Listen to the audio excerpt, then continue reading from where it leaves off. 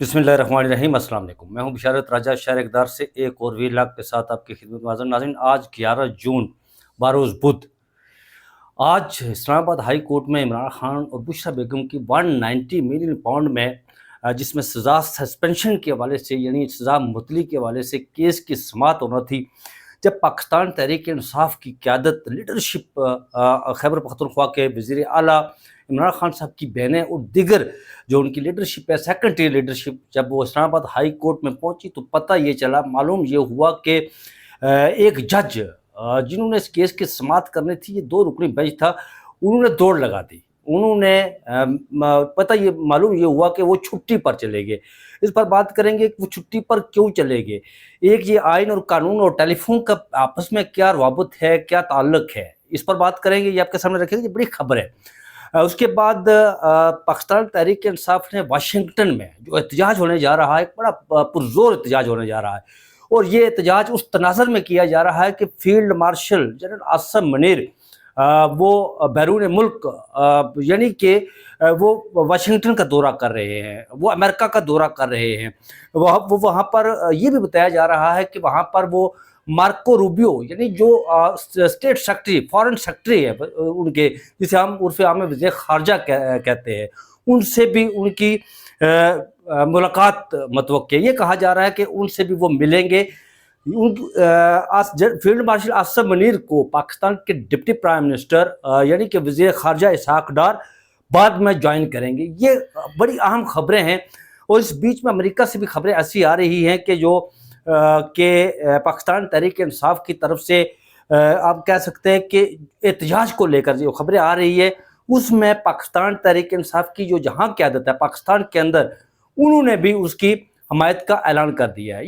ये वो आम खबरें हैं जो आपके सामने रखेंगे, और फिर सबसे आखिर में चलकर आपको ये बताएंगे कि एक ऐसी खबर जो अभी तक कहीं डिस्कस नहीं हुई, आपने किसी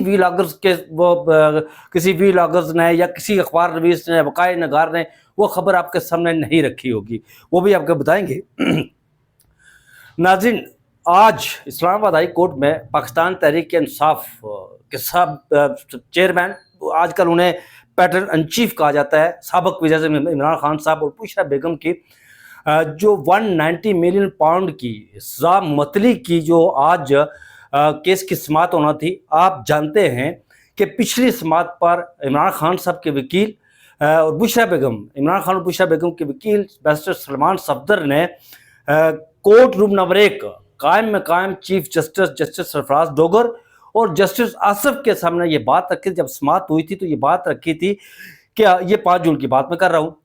उन्होंने कहा था कि ये हमें कोई आसानी से तारीख नहीं मिली समाअत की, हमें बड़ी मिन्नतों मुरादों से ये तारीख मिली है समाअत की। उस वक़्त उन्होंने बैरिस्टर सलमान सफदर ने यह कहा था कि बुशरा बेगम की सज़ा मुअत्तली के हवाले से दलाइल देना चाहते थे, लेकिन जो जनरल था नैब का जनरल नज़ीर बट, उसकी टीम भाग गई थी। वो टीम उस वक़्त नहीं आई थी 5 जून को।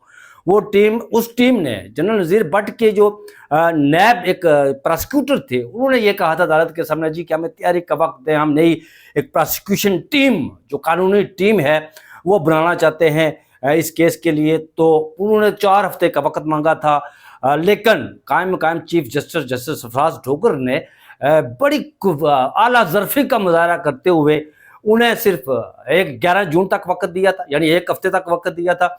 शायद कायम चीफ जस्टिस सरफराज डोगर को पता था, वो शायद ये जानते थे कि जब अगली तारीख आएगी तो या फिर वो मिस होगा, जो उनके साथी ब्रदर जज है जस्टिस आसिफ साहब, या फिर वो खुद भी कायम चीफ जस्टिस सरफराज डोगर खुद भी, ज़ाहिर ईद की छुट्टियां थी, खुद भी नहीं आ सकते थे।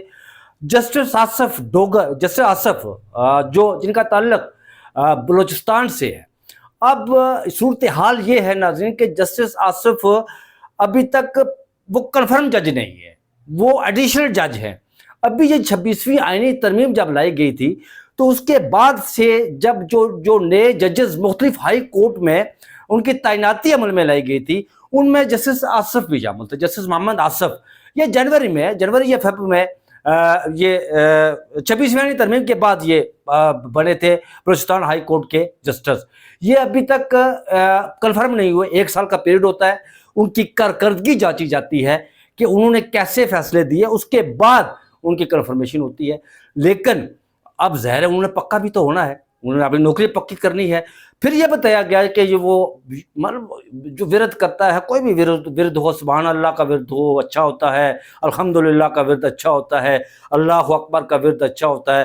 کچھ لوگ اپنی جان کی حفاظت کے لیے یا حافظ ہو یا حافظ ہو یا حافظوں کا بھی ورد کرتے ہیں. تو معلوم یہ ہوا کہ جسٹس محمد آصف آج کل اپنی نوکری پکی کرنے کے لیے یا حافظوں کا ورد بڑی تواتر سے, بڑا مجرب نسخہ انہیں کسی نے بتایا ہے تو وہ اس پر ورد کر رہے ہیں. اور یہ بھی بتایا گیا ہے کہ انہیں شاید کہ جس دن عمران خان صاحب کا کیس ہو, چونکہ آپ نے کیس سننا ہوتا ہے, اس دن آپ چھٹی کریں تو اس دن آپ مراقبے میں بیٹھ جائیں اور یا حافظوں کا صبح سے لے کر شام تک, رات گئے تک ورد کرتے رہیں تو آپ کی نوکری پکی ہو جائے گی. شاید یہ اسی مجرب نسخے کے پر عمل پیرا تھے اور عمل کر رہے تھے. تو اس کے بعد یہ ہوا, جب وہاں پر پہنچے تو معلوم یہ ہوا کہ بھائی یہ جسٹس محمد آصف تو شاید مراقبے میں بیٹھے ہوئے ہیں, وہ تو حاضر نہیں ہیں آج, وہ یا حافظوں کا ورد کر رہے ہیں. انہیں کسی نے بتایا نوکری پکی کرنے کے لیے. تو معلوم یہ پڑا جی کہ آج عمران خان صاحب کی جو کیس کی سماعت ہے وہ نہیں ہو رہی. پھر یہ ہوا کہ علی امین گنڈاپور, بحث سلمان صفدر, علیمہ خانم, ان کی عمران خان صاحب کی دوسری 2 بہنیں, یہ سارے لوگ قائم چیف جسٹس شفاعت ڈوگر کے چیمبر میں چلے گئے. چیمبر میں نہیں, ان کے سیکرٹری کے چیمبر میں چلے گئے. وہاں جا کر وہ بیٹھ گئے. انہوں نے کہا جی کہ ہم تاریخ لینے کے بغیر تو یہاں سے نہیں اٹھیں گے. بہرحال 26 جون کو ان کی تاریخ دے دی گئی ہے. اب پہلے بھی دیکھیں انہوں نے تاریخ تو لی تھی تو پھر جین تاریخ والے دن کوئی ایک جج صاحب مراقبے میں چلے جاتے ہیں, بیٹھ کر مراقبہ کرتے ہیں, ورد کرنا شروع کر دیتے ہیں یا حافظوں کا. اور اب قائم کیا پتہ اگلی تاریخ کو قائم چیف جسٹس سرفراز ڈوگر بھی یا حافظوں کا ورد کرنا شروع کر دیں, کیونکہ انہوں نے بھی نوکری پکی کرنی ہے یہاں پر. وہ جو مستقل چیف جسٹس کی ہے, ابھی تو وہ کہیں لٹکے ہوئے ہیں, لیکن وہ بھی پکی کرنی ہے. اور اس کا مجرب نسخہ یا حافظ ہوئی ہے تو کیا پتہ اگلی تاریخ پر وہ بھی نہ آئیں. تو یہ معاملہ ہوا آج. ان کی اس طرح ان کے کیسز کی سماعت بالکل نہیں ہو سکی, سرے سے نہیں ہو سکی. لیکن ایک اور بات, جب علی امین گنڈاپور وہاں سے باہر نکلے تو انہوں نے باہر نکل کر علی امین گنڈاپور نے کہا جی کہ ہم پرزور احتجاجی تحریک چلائیں گے. اور پرزور احتجاجی تحریک چلانے سے بعد انہوں نے کہا جی کہ پچھلی دفعہ ہم آئے تھے, ہم نہتے تھے, ہمارے پاس کچھ نہیں تھا, اب کی بار جب ہم آئیں گے تو ہم اسلحہ لے کر آئیں گے. بھائی علی امین گنڈاپور سے پوچھے, کوئی یہ کتنی کم عقلی ہے کہ اگر آپ اسلحہ لے کر آئیں گے, وائلیشن کریں گے, قانون کو اپنے ہاتھ میں لیں گے, تو پھر تو آپ کسی اور کے جھنڈے پر کام کر رہے ہیں. جب آپ بڑی تعداد میں, بہت بڑی تعداد میں لوگوں کو اپنے گھروں سے نکالیں گے بغیر اسلحے کے, بغیر کسی وائلیشن کے, جب آپ اسلام آباد پہنچیں گے پرامن طور پر, آپ کے ہاتھوں میں کچھ بھی نہیں ہوگا سوائے پانی کی باٹلز کے علاوہ یا نمک آنسو گیس کی شیلنگ سے بچنے کے لیے, تو پھر اس تحریک کا سب سے زیادہ اثر ہوتا ہے.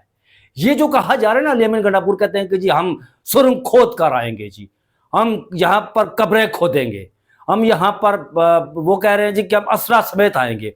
اس تحریک سے یہ کبھی تحریک جو ہے کامیاب نہیں ہوگی.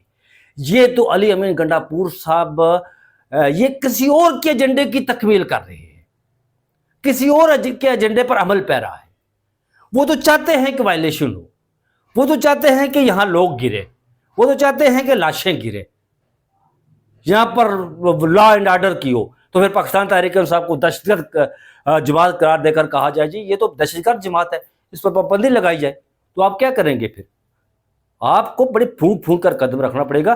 عمران خان صاحب نے کہا کہ ہم پرامن احتجاج کریں گے, ہم کوئی وائلیشن نہیں کریں گے, کوئی ہتھیار نہیں اٹھائیں گے, ہم ایون انہوں نے کہا کہ گملے کا پتا تک نہیں توڑیں گے.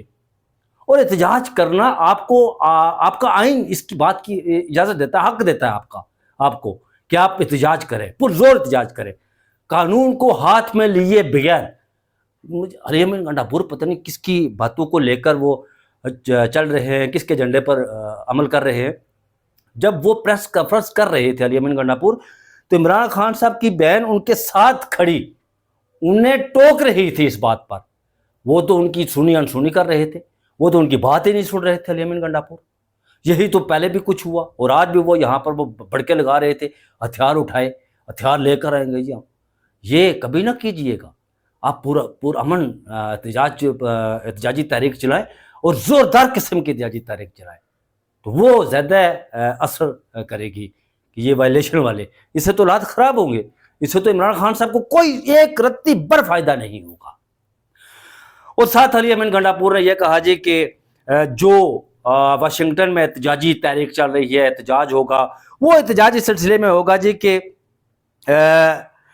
وہ جو احتجاج ہوگا وہ چیف آف آرمی سٹاف جو ہے وہ جا رہے ہیں واشنگٹن کے دورے پر. وہ پینٹاگون اور وہ جو آپ کا ان کا امریکہ کا جو فارن سیکرٹری ہے اس سے بھی ملاقاتیں کریں گے, پینٹاگون سے بھی ملیں گے, وہاں پر ظاہر فوجی جنرل بھی آپس میں ملیں گے.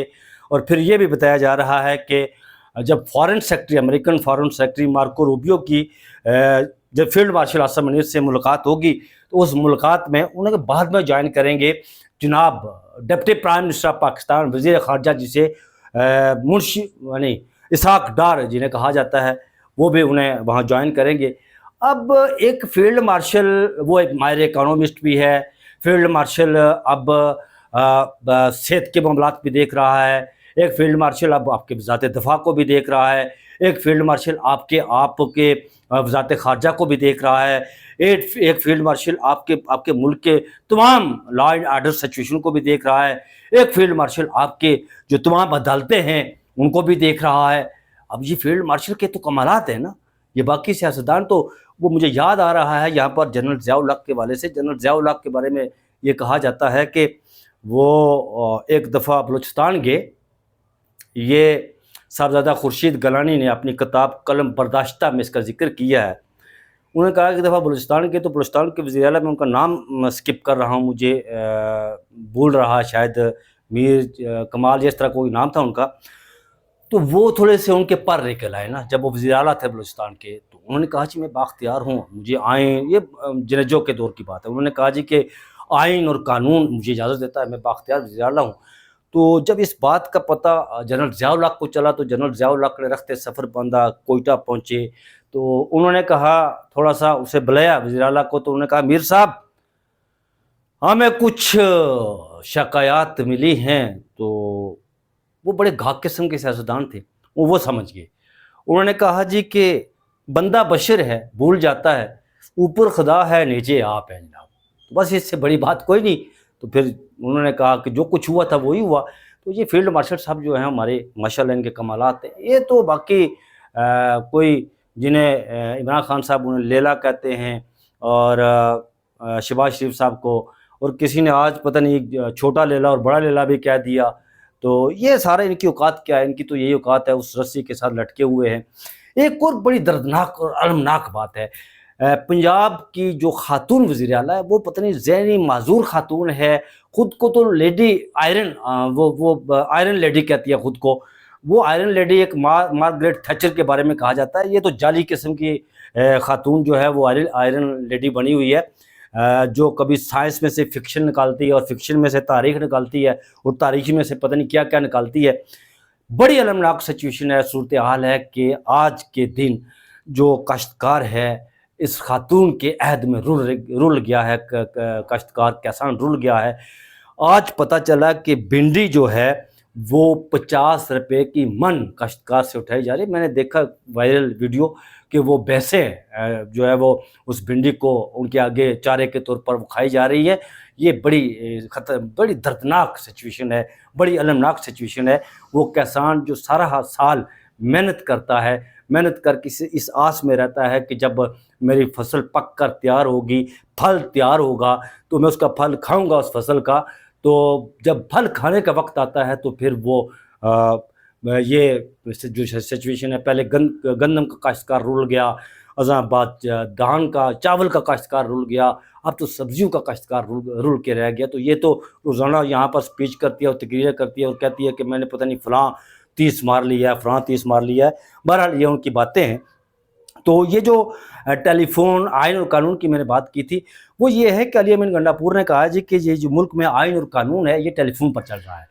مطلب انہوں نے جج کے حوالے سے بات کی، جب جسٹس محمد آصف نہیں آئے تو اس حوالے سے انہوں نے بات کی کہ ملک کا جو قانون ہے، آئین اور قانون جو ہے وہ ٹیلی فون پر چل رہا ہے. ٹیلی فون کی بیل آتی ہے، آگے بندہ اٹھاتا ہے تو پھر وہ جو گفتگو ہوتی ہے تو پھر اسی کے مطابق سارا عمل ہوتا ہے.